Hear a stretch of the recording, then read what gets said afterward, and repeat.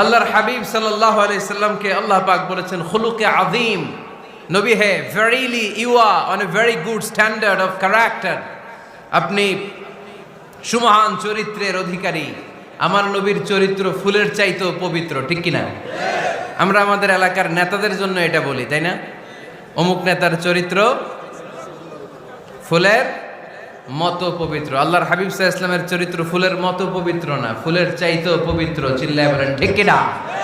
পা থেকে মাথা পর্যন্ত আল্লাহর হাবিব সাল্লাল্লাহু আলাইহি ওয়াসাল্লামের অনুপম চরিত্রের মধ্যে একটা কালো ফোঁটা দেওয়ার মতো, দাগ ফেলানোর মতো ক্ষমতা কারণে। চিল্লায় বলেন ঠিক কিনা? এজন্য আল্লাহ বললেন, নবী আপনার মর্যাদা শুধু আমি বাড়িয়েছি, ওয়া রাফা'না লাকা যিকরাক, I have dignified your status, আপনার মর্যাদা শুধু আমি উপরের দিকে উঠিয়েছি, শুধু উঠিয়েছি, উঠাতে উঠাতে আমার আরশের দিকে নিয়ে গিয়েছি। আপনার মর্যাদা এত বেশি, দুলক ভুলক ছাপিয়ে সাত আকাশ কাঁপিয়ে আপনার মর্যাদা আমি আকাশচুম্বী করেছি। চিল্লায় পড়েন আল্লাহু আকবার।